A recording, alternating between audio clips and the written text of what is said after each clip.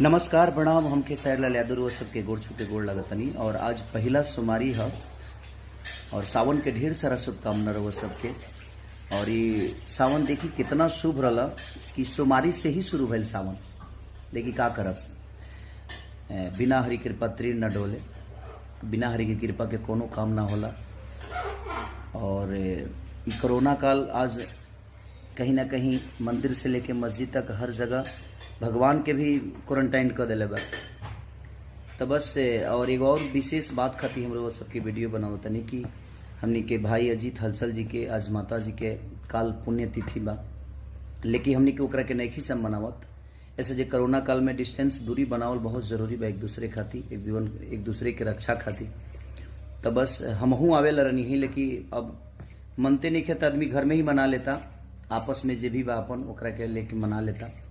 न तो हर कलाकार माँ के आशीर्वाद लेवे खातिर वो जगह पर जरूर जाले अजीत भाई के घर पर, और हमहू आइले।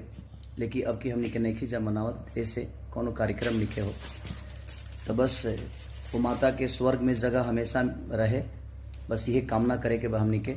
और माँ के प्यार आशीर्वाद हमेशा हमनी के स्वर्ग से ही मिलत रहे। बस हम यही कहे खातिर वो लगे नहीं, बस दिल से प्रणाम रहो सबके और सावन के ढेर सारा शुभकामना रहो। Love you. नमस्ते, प्रणाम आप सब लोग के हमंत्रा सिंह प्रियंका की ओर से, और सावन की हार्दिक शुभकामनाएं आप सभी को। और हम लोग अभी स्टूडियो में हैं और आप सबको ढेर सारी शुभकामनाएं। और आज मेरा गाना भी छूटा है, आज से सावन भी चढ़ गया है, तो सब लोग गाना भी सुनना स्टार्ट कर दिए होंगे।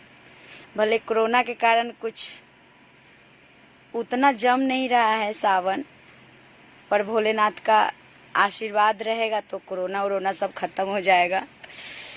तो आप सबको ढेर सारी शुभकामनाएं। और आज मेरा एक गाना भी खुला है वेब से, शंखा पोला चूड़िया देवघर से लईहा, वही ट्यून पे है,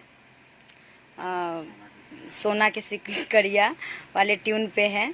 हाँ ये राजा शंखा पोला चूड़िया देवघर से लईहा हो, ए सैया शंखा पोला चूड़िया देवघर से लईहा हो, देवघर से लईहा हो, देवघर से लईहा हो, कि तोहा से कहेली तोहर में हरिया बतिया जन तू भूलैहा हो, ए सैया शंखा पोला चूड़िया देवघर से लईहा हो।